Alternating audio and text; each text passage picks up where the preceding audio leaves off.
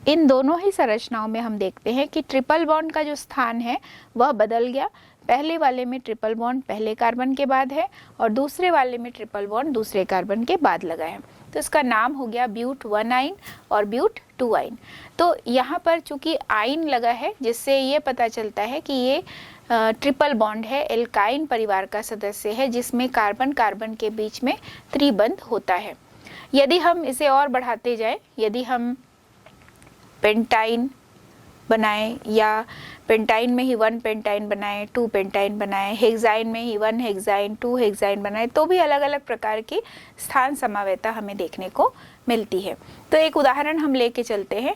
मान लीजिए हमें पेंट 1 आइन बनाना है, तो हम कैसे बनाएंगे? तो 5 कार्बन पहले लिख देंगे और 1 आइन है मतलब पहले कार्बन के बाद हम ट्रिपल बॉन्ड लगा दिए। शेष जितने भी कार्बन है बच रहे हैं सभी जगह हम हाइड्रोजन से बैलेंस कर देंगे। केवल हम ये ध्यान रखेंगे कि कार्बन की संयोजकता 4 होनी चाहिए। जैसे पहले कार्बन के बाद यदि हम त्रिबंध लगाते हैं तो पहले कार्बन से जुड़ा हुआ केवल एक ही हाइड्रोजन होगा क्योंकि इधर वो 3 बंध से दूसरे कार्बन से जुड़ा हुआ है। तो यहाँ पर हम देख रहे हैं CH ट्रिपल बॉन्ड C, और यह C जो दूसरा वाला C है वो आगे केवल एक ही C से एक ही बंध से जुड़ा रहेगा क्योंकि 3 और 1 हो गया 4। तो इस तरह से हम देख रहे हैं कि कार्बन के शेष जो भी बचे हुए मान है जहाँ संयोजकता से पूर्ण करना है वह हाइड्रोजन से पूर्ण कर लिया जाएगा। तो इसका सूत्र क्या होगा? यदि हम पेंटाइन बना रहे हैं तो C5, और चूंकि ब्यूटाइन में सूत्र होता है C4H6 तो पेंटाइन का सूत्र होगा C5H8। तो यहाँ भी हमें हाइड्रोजन की संख्या 8 होनी चाहिए, चाहे हम उस हाइड्रोजन को किसी भी कार्बन की संयोजकता को पूर्ण करने के लिए लगाएं। इसी तरह यदि हमें पेंटाइन 2 बनाना है या पेंट 2 आइन बनाना है तो यहाँ भी हम 5 कार्बन बना देंगे और दूसरे कार्बन के बाद हम ट्रिपल बॉन्ड लगा देंगे। जब हम दूसरे कार्बन के बाद ट्रिपल बॉन्ड लगाएंगे तो शेष जितने भी कार्बन हैं उसकी संयोजकताओं को पूर्ण करने के लिए हम हाइड्रोजन से उसे संतुलित करते जाएंगे और कुल संख्या हमारी C5H8 ही आती है जब हम इसे पूर्ण करेंगे एक जगह ट्रिपल बॉन्ड लगाकर। लेकिन नाम अंतर हो गया, पहले वाले का नाम होगा पेंट 1 आइन, दूसरे वाले का नाम होगा पेंट 2 आइन क्योंकि हमने ट्रिपल बॉन्ड के स्थान को बदल दिया। इस प्रकार हम देखते हैं कि स्थान समावेता की उत्पत्ति जो है वो डबल बॉन्ड, ट्रिपल बॉन्ड, द्विबंध और त्रिबंध के स्थान परिवर्तन के कारण उत्पन्न हुई। दोनों यौगिक, दोनों प्रकार के जो हाइड्रोकार्बन हैं इनमें अलग अलग जो समावयवी है उनके अणु सूत्र तो समान होते हैं लेकिन संरचनात्मक दृष्टि से वे एक दूसरे से अलग हो जाते हैं। अब हम एक और प्रकार के आबंधन के बारे में जानेंगे। जैसे यहाँ पर हमने एकल बंध, द्विबंध, त्रिबंध के कई प्रकार के यौगिकों को देखा। तो एल्केन में हम देख रहे हैं कि एकल बंध होता है कार्बन कार्बन के बीच में और कार्बन हाइड्रोजन के बीच में। बहुबंध जिसे हम द्विबंध या त्रिबंध के रूप में वर्गीकृत कर सकते हैं। तो यहाँ भी विभिन्न प्रकार के एल्कीन और एल्काइन के यौगिकों के बारे में हमने जाना और बहुबंध वाले जो यौगिक हैं उन्हें हमने असंतृप्त हाइड्रोकार्बन कहा। एकल बंध वाले जो हाइड्रोकार्बन है उसे हमने संतृप्त हाइड्रोकार्बन कहा। तो जैसा कि हमने प्रारंभ में ही देखा था, संतृप्त में एल्केन और असंतृप्त में एल्कीन और एल्काइन, ये 2 वर्ग होते हैं। यहाँ पर हम एक और प्रकार की समावेता के बारे में जानेंगे जहां हम शाखित श्रृंखला समावेता हमने पढ़ा था जिसमें हमने देखा कि खुली श्रृंखला थी, सीधी श्रृंखला भी थी और शाखित श्रृंखला भी थी। तो यहाँ पर कुछ ऐसे भी यौगिक होते हैं जो चक्र भी बनाते हैं, यानी हाइड्रोकार्बन जो है वो चक्रीय हाइड्रोकार्बन वाले यौगिक भी बनाते हैं। जैसे हमने देखा सीधी श्रृंखला तो जिसमें सभी कार्बन और हाइड्रोजन एक दूसरे से एक सीधी श्रृंखला बनाते हुए एक लंबा यौगिक बना सकते हैं, एक लंबी श्रृंखला वाला हाइड्रोकार्बन बना सकते हैं। शाखित में हमने देखा कि वही संरचना जो सीधी श्रृंखला में थी वह थोड़ी छोटी हो गई, वो शाखा का रूप ले लेती है। इसी तरह से कुछ और हाइड्रोकार्बन होते हैं प्रकृति में जो कि चक्र के रूप में पाए जाते हैं, वलय के रूप में पाए जाते हैं, चक्रीय रूप से एक दूसरे से जुड़े होते हैं। इसमें नाम के प्रारंभ में साइक्लो शब्द लगा देते हैं। साइक्लो का अर्थ होता है वलय। तो जैसे यदि हमें लिखना है प्रोपेन, नॉर्मल प्रोपेन को हम लिखते हैं C3H8, लेकिन यहाँ पर यदि हमें साइक्लोप्रोपेन बनाना होगा। तो साइक्लो मतलब यहाँ पर 3 कार्बन एक दूसरे से जुड़ जाएंगे, तो 3 कार्बन यहाँ जुड़ गए, और चूंकि तीनों कार्बन एक दूसरे से सिंगल बॉन्ड से जुड़े हुए हैं तो तीनों का एक एक बंध तो यहाँ कंप्लीट हो गया। अब कार्बन की संयोजकता 4 करनी है, तो यहाँ पर ये 2 हाइड्रोजन कर दिए एक कार्बन से जुड़ा हुआ, तो 1 2 3 4 हो गया। इस दूसरे कार्बन में भी इधर 2 हाइड्रोजन लगा दिए, तो 1 2 3 और ये 4 हो गया। तीसरी तरफ भी हम देख रहे हैं कि 1 2 और 2 हाइड्रोजन से ये 3 और ये 4। तो इस तरह से तीनों जो कार्बन हैं वो CH2 CH2 CH2 एक वलय बनाते हैं, और इस वलय में भी हम देख रहे हैं कि कार्बन की संयोजकता 4 हो गई। तो इसका जो सूत्र है वो सूत्र हमें मिलता है C3H6। तो हम ये कह सकते हैं कि जो साइक्लोप्रोपेन है या जो साइक्लोएल्केन होते हैं उसका सूत्र एल्कीन से मिलता है, क्योंकि जब हम एल्कीन में प्रोपीन का सूत्र लिखते हैं तो C3H6 ही होता है, क्योंकि एल्कीन का सूत्र होता है CnH2n। तो यदि n की संख्या 3 है तो H2n यानी 2 × 3 तो C3H6 होगा। वही सूत्र हमें साइक्लोप्रोपेन का भी मिलता है, तो C3H6 हो गया। इसी तरह से यदि हमें 4 कार्बन वाला साइक्लिक कंपाउंड बनाना है, 4 कार्बन वाला चक्रीय यौगिक बनाना है, तो इसे हम चारों कार्बन को एक श्रृंखलाबद्ध तरीके से एक वलय के रूप में हमें लिखना होगा। C C C एक चतुर्भुज जैसी संरचना यहाँ हमें दिखाई दे रही है, जिसमें हमने सिंगल बॉन्ड से कार्बन के 4 परमाणुओं को जोड़ दिया। अब इस कार्बन की बची हुई संयोजकता को हम पूरा करने के लिए हाइड्रोजन लगाते हैं, तो CH2 CH2 CH2 CH2। तो कार्बन 4 है और हाइड्रोजन यहाँ पर हो गया 8, तो कुल हाइड्रोजन परमाणु की संख्या हो गई 8 और कार्बन परमाणु की संख्या हो गई 4। तो यह सूत्र जो है वो नॉर्मल ब्यूटेन का नहीं रहा, अब ये सूत्र हो गया, क्योंकि नॉर्मल ब्यूटेन का यदि सूत्र हम लिखते तो C4H10 होता, लेकिन यहाँ पर जो हमें सूत्र देखने को मिल रहा है वो C4H8 है, यानी कि यह एक एल्कीन है। एल्कीन जैसा एक सूत्र मिला, लेकिन वास्तव में यह एक एल्केन है। क्योंकि एल्केन इसलिए कहा जा रहा है क्योंकि कार्बन कार्बन के बीच कहीं भी डबल बॉन्ड नहीं है, हर जगह सिंगल बॉन्ड है, तो इसलिए यह एक संतृप्त हाइड्रोकार्बन की श्रेणी में आएगा। लेकिन इसका जो सूत्र है वह एल्कीन जैसा होता है, C4H8 यानी कि CnH2n सूत्र को यह फॉलो करता है। यहाँ पर हम देखते हैं कि जब C3H6 है तो प्रत्येक कार्बन जो है वो अन्य 2 कार्बन से जुड़ा हुआ है और 2 हाइड्रोजन से भी जुड़ा है प्रत्येक कार्बन। तो इस तरह से जो सूत्र हुआ CH2 CH2 CH2, इस तरह से C3H6 बना। ऐसे ही जब हमने साइक्लोब्यूटेन को देखा तो यहाँ भी प्रत्येक कार्बन जो है वो दोनों तरफ से हर कार्बन जो है इधर भी जुड़ा है और इधर भी जुड़ा है, दोनों तरफ से जुड़े हैं, और हर कार्बन 2-2 हाइड्रोजन से भी जुड़ा है, तो C4H8 हो गया। तो इसे हम चक्रीय यौगिक या चक्रीय एल्केन कहते हैं, साइक्लो एल्केन कहते हैं। तो साइक्लोप्रोपेन, साइक्लोब्यूटेन, इस तरह से कई यौगिक हमें देखने को मिले। तो ये एक अलग प्रकार का हाइड्रोकार्बन वर्ग है जिसे हम चक्रीय हाइड्रोकार्बन कहते हैं। तो इस पूरे पाठ में हमने कई प्रकार के समावेताओं को जाना, जिसमें हमने देखा कि अणु सूत्र समान है लेकिन संरचनात्मक दृष्टि से वे एक दूसरे से अलग अलग होते हैं। तो संरचनात्मक दृष्टि से अलग होने का कई कारण होता है, या तो उनके डबल बॉन्ड या ट्रिपल बॉन्ड के स्थान में परिवर्तन होगा, या उनकी सीधी श्रृंखला, शाखीय श्रृंखला या चक्रीय श्रृंखला के रूप में वह यौगिक होगा। लेकिन सभी जगह इन सभी बनने वाले समावयवियों के जो गुण होंगे वो एक दूसरे से अलग अलग होते हैं। तो यहाँ पर हमने विभिन्न प्रकार के सजातीय श्रेणियों के बारे में जाना, एल्केन परिवार, एल्कीन परिवार और एल्काइन परिवार। इन सभी के बीच एक निश्चित क्रमबद्ध व्यवस्था होती है और क्रमबद्ध व्यवस्था की वजह से गुणों में भी क्रमिक परिवर्तन देखने को मिलता है। तो अब हम कुछ प्रश्नों को हल करेंगे।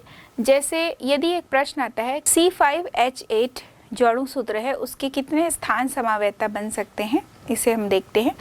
जैसे यदि हमें स्थान समावेता बनाना है तो सबसे पहले हमें कार्बन की एक लंबी श्रृंखला बना दी है 5 कार्बन की, और पहले कार्बन के बाद हम ट्रिपल बॉन्ड लगा दिए, तो CH ट्रिपल बॉन्ड C। अब ये C जो है दूसरा C है, वहाँ पर कार्बन की संयोजकता इधर 3 और इधर दूसरे CH2 से जुड़ेगा तो 3 और 1 4 हो गया। तो यहाँ पर CH2, तीसरे कार्बन पर CH2, CH2, CH3, तो ये पहले कार्बन से जुड़ा हुआ ट्रिपल बॉन्ड हो गया। यदि हम दूसरी समावेता इसकी बनाएंगे यानी दूसरी स्थान समावेता बनाएंगे तो CH3, C triple bond, C, CH2, CH3, तो ये भी हो गया C5H8। लेकिन दोनों में अंतर ये है कि पहले वाले में पहले कार्बन के बाद जब ट्रिपल बॉन्ड है, दूसरे वाले में दूसरे कार्बन के बाद ट्रिपल बॉन्ड जुड़ा हुआ है। तो यहाँ पर हम देख रहे हैं कि चूंकि स्थान में परिवर्तन हुआ इसलिए इसका जो प्रकार होगा उसे हम स्थिति या स्थान समावेता के रूप में जानते हैं। तो यहाँ पर यदि हम और स्थान इसका बदलते हैं तो यदि मान लीजिए तीसरे के बाद लगाते हैं तो भी वो इस तरफ से गिनेंगे तो 1 2 पे ही आएगा वो, और यहाँ पर यदि हम इधर से लिख रहे हैं तो 1 2 पे ही आएगा। यदि हम तीसरे पे लगाते हैं तो तीसरे पर भी लगा सकते हैं, जैसे CH3 फिर CH2 फिर C ट्रिपल बॉन्ड C फिर CH2, या उसे हम CH3 के रूप में लिख सकते हैं। जैसे यहाँ पर एक स्थान को चेंज करते जाएंगे तो विभिन्न प्रकार की जो स्थिति समावेता है वो हमें प्राप्त होती है। दूसरा जो प्रश्न है कि यदि आपको विभिन्न प्रकार के हाइड्रोकार्बन दे दिया जाए और उससे छांटने के लिए कहा जाए कि आप इसमें से संतृप्त और असंतृप्त हाइड्रोकार्बन को पृथक कीजिए, तो यहाँ पर हमें कुछ उदाहरण दिए गए हैं, जैसे CH ट्रिपल बॉन्ड CH, दूसरा उदाहरण है CH3 CH2 CH3, तीसरा उदाहरण है CH3 CH double bond CH2, चौथा उदाहरण है CH2 डबल बॉन्ड CH2 और पांचवा उदाहरण है CH3 CH3।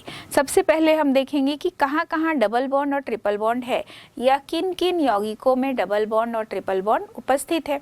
तो हमने ये भी पढ़ा कि जहाँ पर द्विबंध और त्रिबंध होता है कार्बन कार्बन के बीच में, वह असंतृप्त हाइड्रोकार्बन की श्रृंखला यानी एल्कीन और एल्काइन की श्रेणी में कहे जाते हैं। तो CH ट्रिपल बॉन्ड CH ये भी असंतृप्त होगा, ये एल्काइन है। CH3 CH double bond CH2 यह एल्कीन होगा क्योंकि यहाँ पर डबल बॉन्ड है। CH2 डबल बॉन्ड CH2 यह भी असंतृप्त हाइड्रोकार्बन होगा, यह भी एल्कीन है। लेकिन वहीं दूसरी ओर यदि हमें CH3 CH2 CH3 मिलता है यानी यहाँ पर कहीं भी डबल या ट्रिपल बॉन्ड प्रदर्शित नहीं हो रहा है तो यह एक एल्केन है।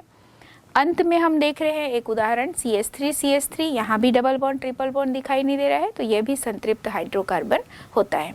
तो संतृप्त और असंतृप्त हाइड्रोकार्बन को पहचानने का बहुत ही सहज तरीका है कि हमें डबल बॉन्ड और ट्रिपल बॉन्ड को सबसे पहले आइडेंटिफाई कर लेना है कि डबल बॉन्ड और ट्रिपल बॉन्ड वाले यदि यौगिक है तो वे असंतृप्त हाइड्रोकार्बन की श्रेणी में आएंगे और जो सिंगल बॉन्ड वाले होते हैं वे संतृप्त हाइड्रोकार्बन की श्रेणी में आते हैं। यहाँ पर यदि हमें कुछ सूत्र बनाने दिया जाए और नाम दिया जाए और उसका सूत्र बनाने के लिए दिया जाए तो हम कैसे उसे बनाएंगे, इसको सीखते हैं कुछ उदाहरणों के माध्यम से। जैसे एक प्रश्न है कि आप निम्न सूत्रों को संरचनात्मक रूप से कैसे लिखेंगे। तो सबसे पहले दिया हुआ है 2 मिथाइल ब्यूटेन। तो सबसे पहले हमें ये देखना है कि इसका जो मूल कार्बन है वो कितना है। तो चूंकि ब्यूटेन है यानी मूल कार्बन परमाणु की संख्या 4 हो गई, तो यहाँ पर हम 4 कार्बन पहले लिख देंगे और दूसरे कार्बन पर 4 कार्बन लिखने के बाद हम 1 2 3 4 कर देंगे और दूसरे कार्बन पर हम मिथाइल जोड़ देते हैं। तो जब दूसरे कार्बन पर मिथाइल जोड़ेंगे और फिर शेष को हम हाइड्रोजन से बैलेंस करेंगे तो इसका जो सूत्र हमें मिलेगा CH3 CH से जुड़ा हुआ CH3 फिर CH2 और फिर CH3। तो सबसे पहले हमें इस तरह के सूत्रों को बनाने के पहले जो मूल कार्बन परमाणु है, वह मूल जो यौगिक है वो कितने कार्बन परमाणु का है वो देखना है। तो इस तरह से 4 कार्बन हमने बना दिया। 4 कार्बन बनाने के बाद दूसरे कार्बन पर मिथाइल जोड़ दिए। शेष संयोजकताओं को संतृप्त करने के लिए हम हाइड्रोजन से उसे संतृप्त कर देते हैं। दूसरा स्ट्रक्चर है प्रोप 1 आइन। कैसे बनाएंगे? तो प्रोप नाम से स्पष्ट है कि इसमें टोटल कार्बन परमाणु की संख्या 3 होगी। तो 1 2 3 कार्बन हो गए और पहले कार्बन से हम ट्रिपल बॉन्ड जोड़ देते हैं तो यहाँ पर CH triple bond C CH3 होगा। तो प्रोप 1 आइन हो गया।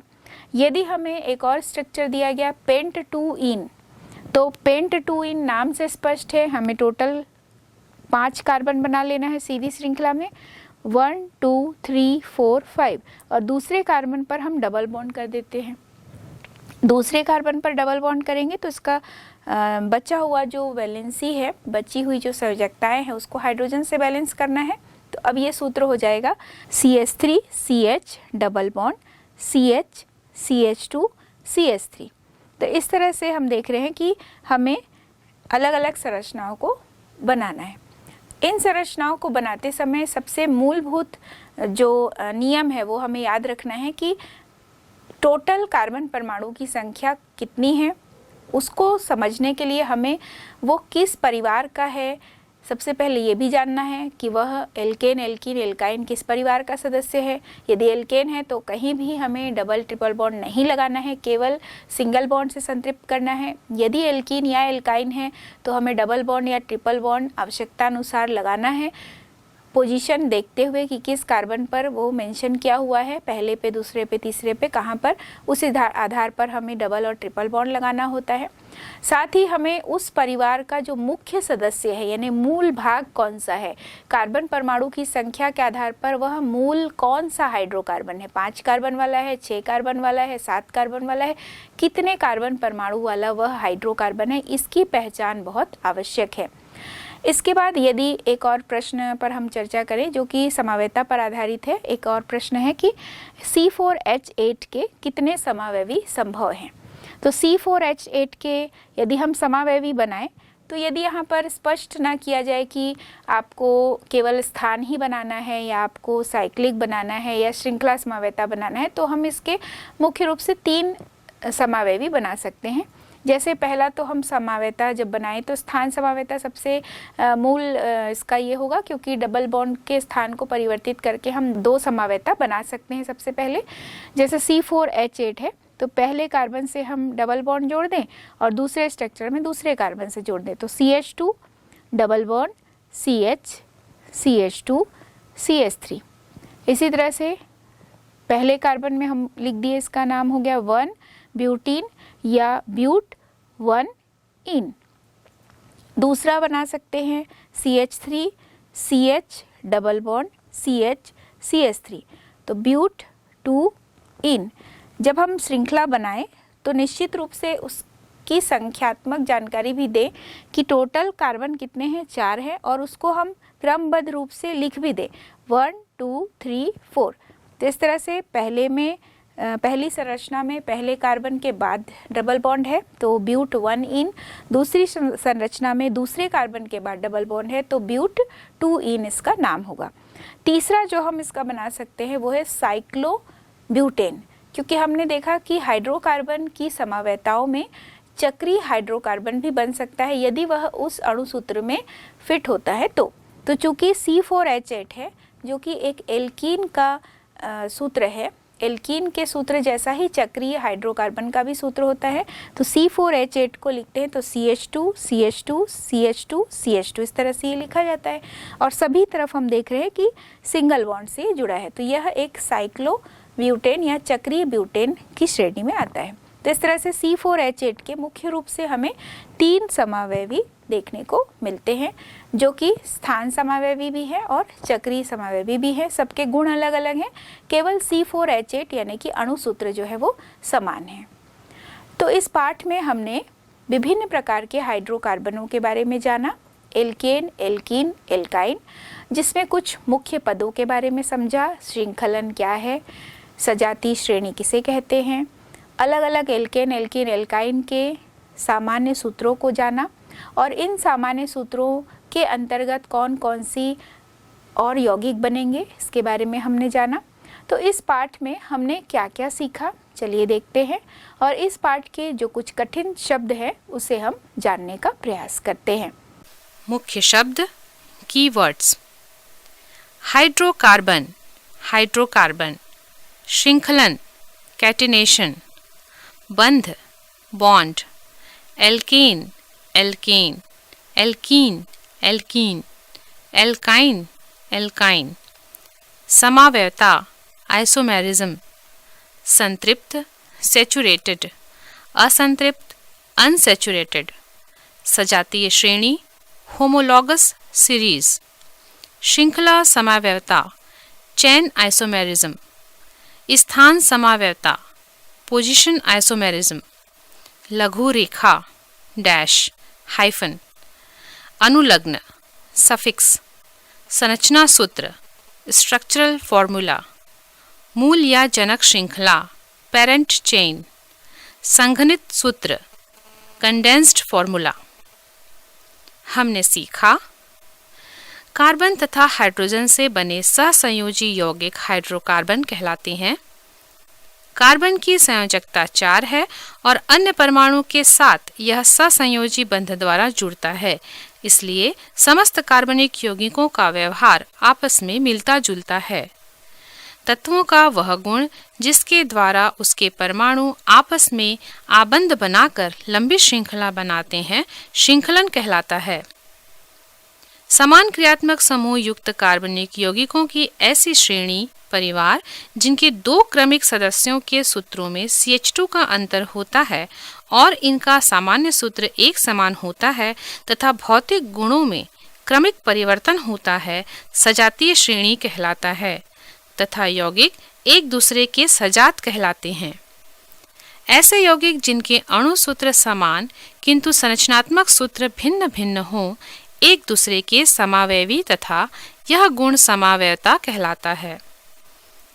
कार्बन परमाणुओं की श्रृंखला में भिन्नता के कारण उत्पन्न हुई समावयवता श्रृंखला समावयवता कहलाती है। कार्बन श्रृंखला में प्रतिस्थापी या क्रियात्मक समूह या द्विबंध या त्रिबंध की स्थिति में अंतर के कारण उत्पन्न हुई समावयवता स्थिति समावयवता कहलाती है। एल्केन में C सिंगल बॉन्ड C व C सिंगल बॉन्ड H बंध एकल बंध होते हैं। इनका सामान्य सूत्र CnH2n+2 होता है। एल्कीन में C डबल बॉन्ड C पाया जाता है। इनका सामान्य सूत्र CnH2n है। एल्काइन में C ट्रिपल बॉन्ड C पाया जाता है। इनका सामान्य सूत्र CnH2n-2 है। साइक्लोएल्केन में कार्बन के परमाणु वलय आकार में रहते हैं। इनका सामान्य सूत्र CnH2n है।